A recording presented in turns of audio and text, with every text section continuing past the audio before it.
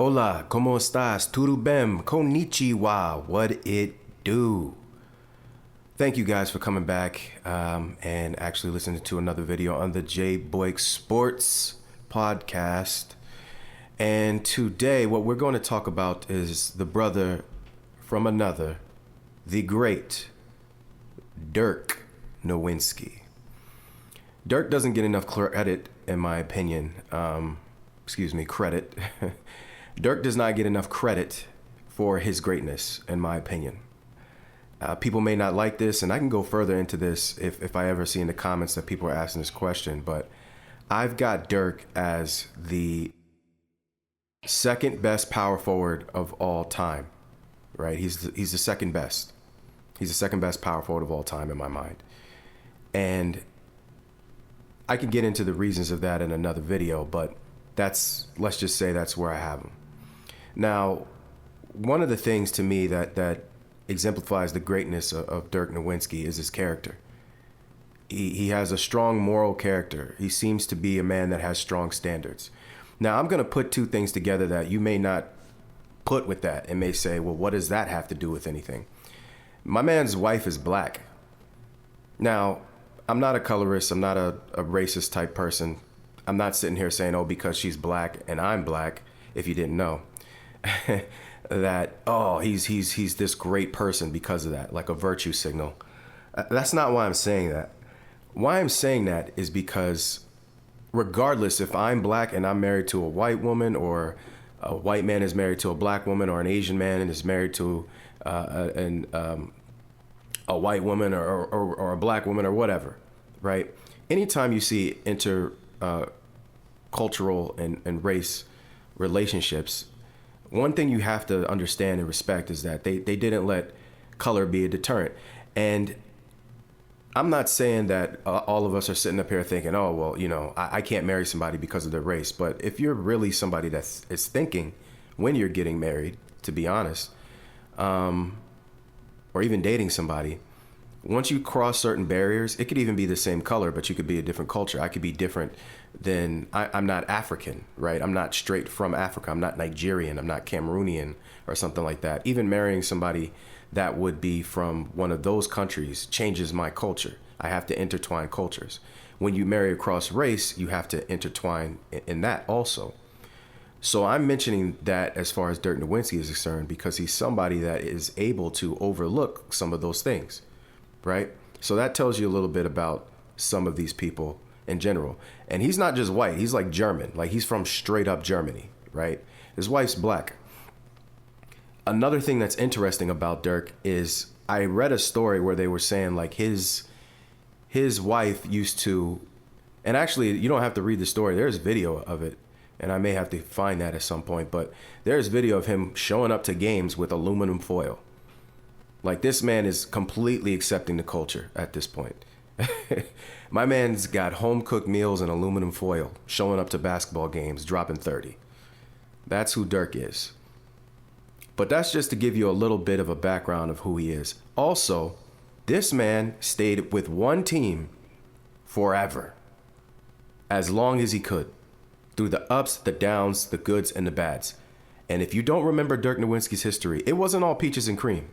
Now, Dirk was a generational talent, and he played with some good players, but he had some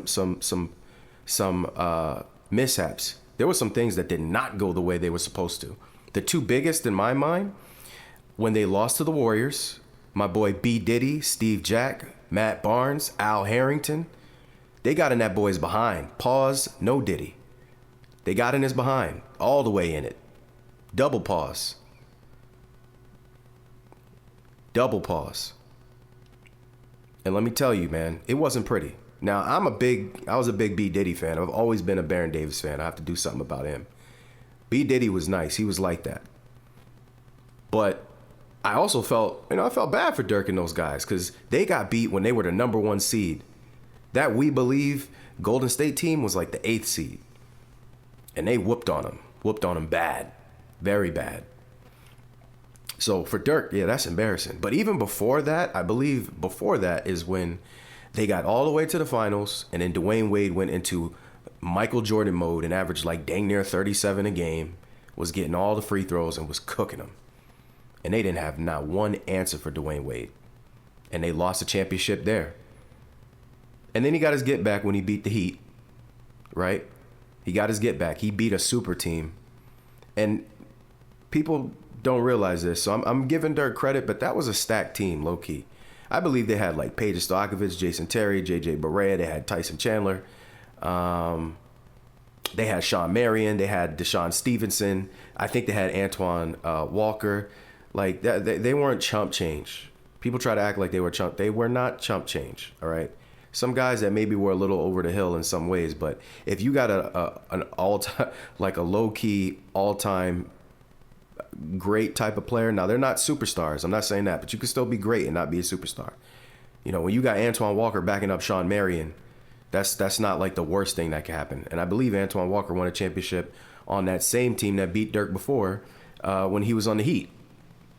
And even that Heat team, people talk about them not being like, oh, it was Dwayne Wade going crazy. Listen, Dwayne did go crazy. Dwayne's a monster. He was a monster in his prime, but they were kind of stacked too with the same concept.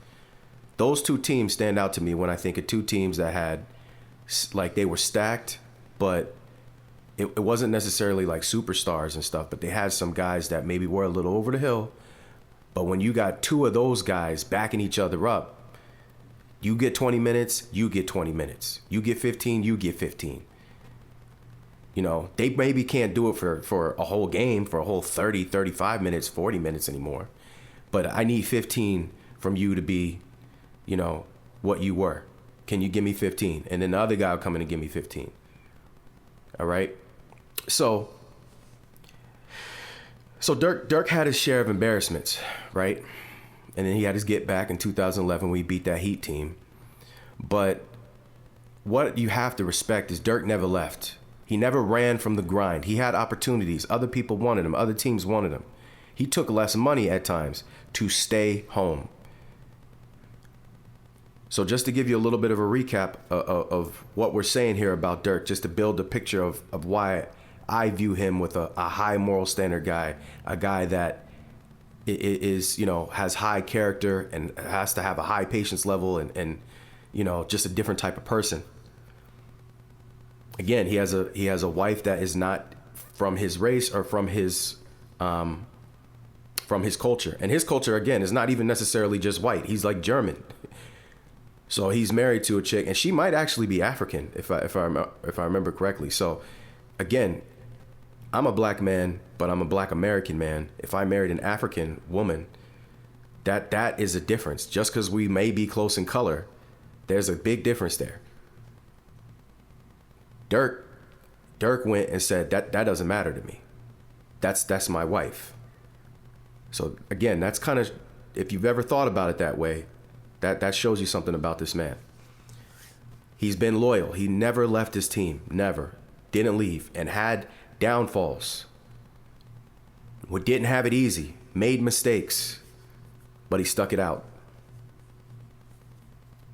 But today's story, most importantly, I know I did a lot of building there. I built up a lot. And we'll see how that works when you guys listen to these videos and if you feel like I'm doing too much. I'm coming at it from a different angle than some other people.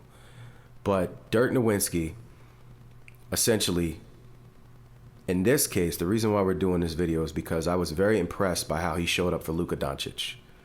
Luka Doncic is no longer, unless you've been living under a rock, Luka Doncic is no longer a member of the Dallas Mavericks. And many of us never thought we'd see the day. The man is 25 years old. And they decided to get rid of him because he was drinking beer and eating chicken. Maybe eating cakes. Everything's bigger in Texas, and Luka was bigger in Texas, according to them. No offense, Luka, that's what they said. I'm not ragging on you, brother. You were still getting buckets and getting to the finals, so, you know, I'm not going to hate on you for that. Dudes with six packs is getting left at the bus station. They can't even get on the bus to join the playoffs. So I'm not going to hate on you for that, as long as you're doing what you need to do. But Dirk said, you know, that's my guy. I'm going to stick with him. I couldn't believe it, but he's a good kid. I wanted to support him. And when do we see this in the NBA anymore? we talk about these guys being brothers. You talk about a brotherhood, talk about sticking together. But why don't we see more of things like this? There's no cameras for this. He's not winning an award for this. He's not winning a Pulitzer Prize. There's no, there's no special jacket that he gets or anything like that for this. He just decided to be a good person and a great friend to a guy that he felt like he mentored and was sad because his friend was sad. Where are those people at? And specifically, if we're talking about the NBA, where are those guys in the NBA? Where are those friends? And so let's take a listen to what he had to say. And like I said, again, I truly respect this man for going out of his way to support his friend. Felt like, I played with him my last season. We've gotten close. I've tried to mentor him. I try to help him as much as I can in the last few years. And he's a good kid. So I felt like I had to go out there and support him in this new chapter because, I think it was reported that he was pretty obviously down and disappointed how it went down. And so I wanted to be there for him. I wanted to be there for his family and show support. But, you guys saw my face. It was weird. It was surreal to see him play for the Lakers. And so at the end of the day, I'll never be a Lakers fan, but it was always be a Luka fan. Yeah. It was good to see him and good to be there for him. So it was good to see him and it was good to be there for him. This man is a friend. This man is a friend, and he's always shown high moral character from what I've seen. Even the way he worded that, right? He didn't say Luka was down and sad. He said it was reported. He's protecting his friend at every aspect, every turn. And for those of you that don't understand the difference in him saying it was reported versus he is, it's a slightly different twist. And this is why words mean so much in the way that you use them. Him saying that he is sad, right? Him saying that he is sad and he is depressed or whatever the case may be is him literally just saying Luka's being soft almost. Him saying it was reported is him saying this is what they've said. So I wanted to support my friend. There's a little bit of deniability that he put in there where he doesn't make Luka look like this giant crying baby. And I don't mean that disrespectfully, Mr. Luka. I'm just saying your boy is protecting you, even if you are sad. And I could even understand you being sad in this situation. I'm always a big supporter of players staying where they are. To me, it diminishes your greatness. And even if we don't want it to, think of every player that's ever left where they started at. And I promise you, the love is not the same in the second place. I've never seen it be the same in the second place. When you're a star in your first place and then leaving to be a star in the second place. Where that's different, maybe Jalen Brunson, right? For example, this man is about to be a god on the Knicks. He already is. If the Knicks traded him today, there would be a riot. Bing bongs and beer bottles and dudes jumping off of stop signs. A lot of Tims would be getting thrown at people's heads. It would just be an outrageous shebang-a-bang whatever out there if they got rid of Jalen Brunson. But again, Jalen Brunson wasn't necessarily a superstar when he was on the Mavs before they traded him. Luka was a superstar. You saw these people acting nuts, going crazy. So this boy wasn't supposed to be traded, and I guarantee you he never thought he was going to be traded. So I'm sure he was going through it. But this man, Dirk Nowitzki, one of the all-time great players and teammates, it seems like, showed up for him and tried to, be supportive, even though he's not a Laker fan. Hey, Dirk, I'm a Laker fan, and I struggle to be a Laker fan right now. So, welcome to the club, brother. But, yeah. So this video was just to show the great Dirk Nowitzki some love. Maybe in another video, I'll go through why I have him as the second best power forward ever. The second best power forward of all time, in my opinion. I can go over that in another video. But I always thought the man was great. I always respected the man.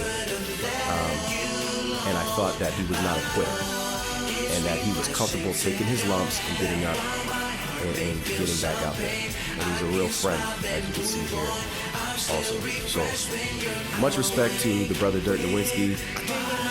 Luka, Mr. Luka Doncic, I will see what happens, man. Sorry for your loss, I guess. I know that you probably weren't expecting this. So we're gonna end this video here, and then hopefully you'll catch on to some of the other videos. I appreciate you. Much love.